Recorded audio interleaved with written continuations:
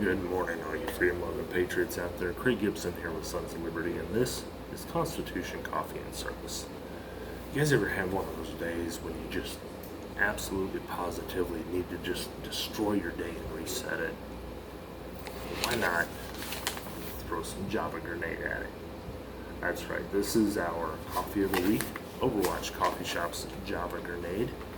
It is a caramel, vanilla, cinnamon, pecan, and rum flavored coffee. This has by far been one of our best sellers and probably one of the most talked about coffees in our Overwatch coffee shop line. We're going to be brewing it up all week, so I hope you guys will come by and give it a try. Also, by the end of this week, we should have sample size bags available. That way people can try the different flavors at home in the way they prefer to brew their coffee, which will give them the truest sense of whether they actually like the flavors or not. All right, so Constitution.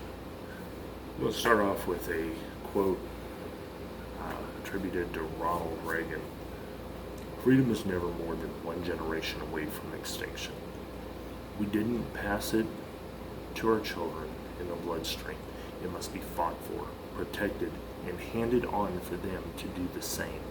Or one day we will spend our sunset years telling our children and our children's children what it was once like in the United States where men were free. So, obviously, why did I go with that one? Well, it's pretty clear. We've seen over the last 40 years,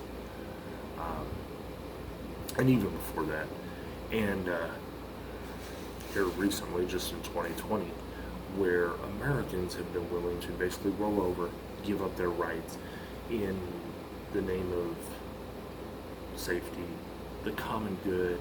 It's for the common good, so you got to do it, right?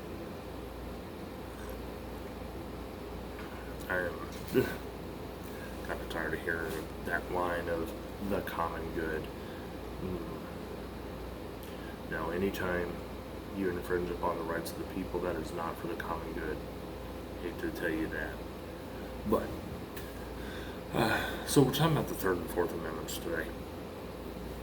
Both of these amendments, and the reason we're talking about both of them, is they really go together. I mean, these are the ones that, in theory, protect the citizens' rights to own and use their property as they wish without government interference. Unfortunately, we've seen at every level of government where that has not been the case, whether it's your local government, your state government, or the federal government, coming in dictating how you must get your water supply, how your sewage must be taken care of. Power. How do you get power to your home or your property? Some areas have become very tyrannical in essence of they, where the property you own may have a well on it, but then they come in and they dictate that you must be on their city water system, or instead of a septic tank, you must be on their city sewage system, or you must have power furnished by a power company versus solar. There are states that even make it illegal to catch rainwater and store it. So we see all the time where, even though these amendments are there, the government still infringes upon the people's rights. The biggest reason is we just stand by and we let it happen because it's for the greater good. Because we're told it's for the greater good. All right. So the Third Amendment. We don't really think a lot about the Third Amendment in this day and age. Had we been alive during, 1774, 75, 76, years prior, we would have thought a whole lot more about wishing something like this had been in place. So the Third Amendment specifically refers to soldiers being quartered within a home. So the Third Amendment reads, "No soldier shall in a time of peace be quartered in any house without the consent of the owner, nor in a time of war, but in a manner to be prescribed by law." Now, there are many countries around the world where this is not the case, where soldiers, warlords, police can just go into a person's home, take over the home, live in the home, use their things, take people's wives, take people's husbands, whatever they want to do, and nobody can do anything about it. Well, here in America, when the British were in charge, they could literally come into port, pick a home, go in, tell the owners they had to leave, or keep the owners there and use them basically as servants, demand that they be quartered within those homes. They be given free range and free access to everything within the home, every bit of property belonging to the homeowners. Well, by today's standards, we don't see that here in America, so we don't really think about this. But, as we see our rights being infringed upon on a regular basis, we should be thinking about these things. Because if we are not willing to stand up and protect these rights, protect these freedoms, then it's the paper it's written on is worthless. It is up to each and every American to protect the document, protect the writings that spell out the rights and responsibilities of the citizens, the government, and hold ourselves and hold our politicians accountable for their actions. All right, so the Fourth Amendment. This one is another one that, there's a lot of arguments, there's a lot of things going on. Typically you hear this based on forfeiture of assets or no-knock warrants. That's kind of a big one. So the Fourth Amendment is the right of the people to be secure in their persons, houses, papers, and effects against unreasonable searches and seizures shall not be violated, and no warrants shall issue but upon probable cause, supported by oath or affirmation, and particularly describing the place to be searched and the persons or thing to be seized. No-knock warrants is one that it seems like has its moments where it's in the news. Typically, it's after a no-knock warrant has gone horribly wrong and somebody's ended up dead as a result of it. And even more so when those no-knock warrants turn out to be the wrong person, the wrong house. It may have their address, it may have their name, but due to false intel or misguided intel, bad things tend to happen. And this is a great example why we need to be very loud and very passionate about stopping red flag laws. Because we're going to see a lot more incidents like this if we allow these to continue to go through. They need to be stopped at every level. No-knock warrants serve a purpose. When everything goes as planned, when everything is executed properly, when the intel is spot on, they are a great asset. However, when there's anything off with the situation, they can lead to injuries and death. Sometimes of the people who are in the property, own the property, sometimes law enforcement officers, things go horrible in just a quick second. Now we talk about forfeiture of assets and stuff like that. we can sit and we can argue all day long about whether it's right or wrong in certain circumstances. Um, but the fact is, unless we're consistent, unless we stand up for all of our rights and we fight for them on a daily basis, we can't keep picking and choosing what we're going to stand up for, what we're going to fight for. The Second Amendment protects all these other amendments. And we don't have enough people fighting for that anymore. We don't have enough people fighting for the First Amendment. So, we've got places that are trying to pass these hate speech laws, and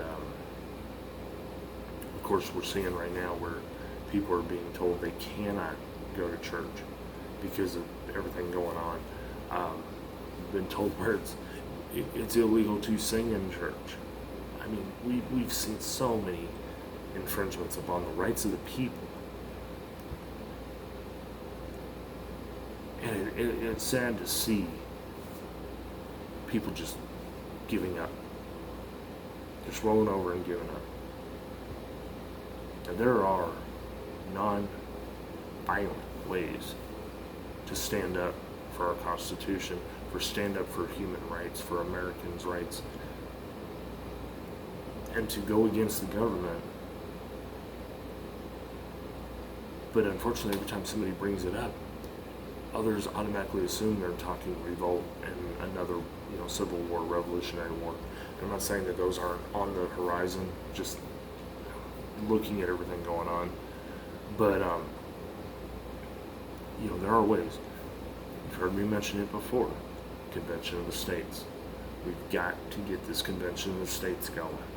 We've got to get these amendments out there. We've got to limit government's power over the citizens, because we have let them get away with so much for so long. Again, all in the name of good, of the good of the people, which we all are. They're politicians. It's not about the good of the people.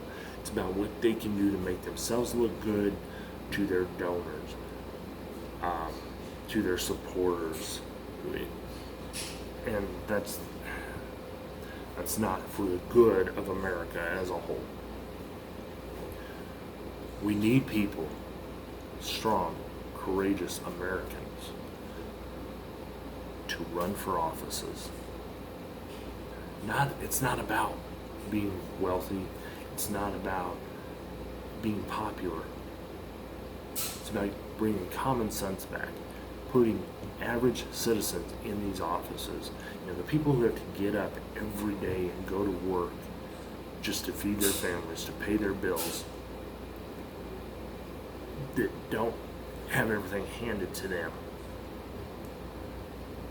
Because the average citizen, number one, if we could get enough people to run and actually win these seats, from the school boards up to the White House, we're going to have people that actually understand what it means to have to fight every day.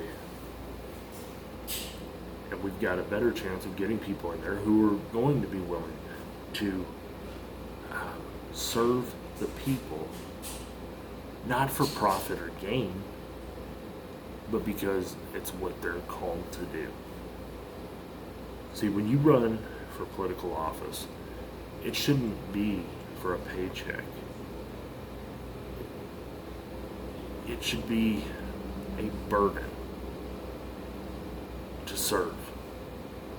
But we've made it way too luxurious by allowing a lot of these people to remain in office. Guys, the whole thing is, if we don't start standing up for ourselves, if we don't start standing up for our rights, they will eventually go away. Because we're just gonna sit there and watch it. We've watched it with bump stocks, with these so-called assault weapon bans, and magazine capacity bans, and California's gun ugliness agenda they've got going on. You ever look at a California compliant rifle? It is sad for all the gun people out there, it is a sad thing to look at. But, you know, in the citizens, we're the ones that keep voting these people in. So it's our own fault. So guys, just remember, stand up for your rights, stand up for yourselves, stand up for your fellow citizens. So our service portion this week goes out to all of our citizen soldiers. Now, citizen soldier has been kind of set where it goes alongside with our National Guard units, our reserve units and that. But citizen soldier is really anyone who is willing to stand up and sacrifice life, liberty, fortune for the country, for their state, for their fellow citizens. And we have a lot of citizen soldiers out there, not just our military men and women, our National Guard, our police officers, our EMS personnel, our firefighters, our forestry service officers, our game and wildlife officers. You know, everybody thinks that these guys get some great benefits or have some great paychecks. Not really. Not in the grand scheme of things, but it's not about the paycheck. It's not about the benefits. It's about serving their communities and their country. It's about being there to help their citizen, you know, their fellow citizens. And I don't think any of them ever can be thanked enough for what they do, or their families thanked enough for what they stand behind their loved ones doing.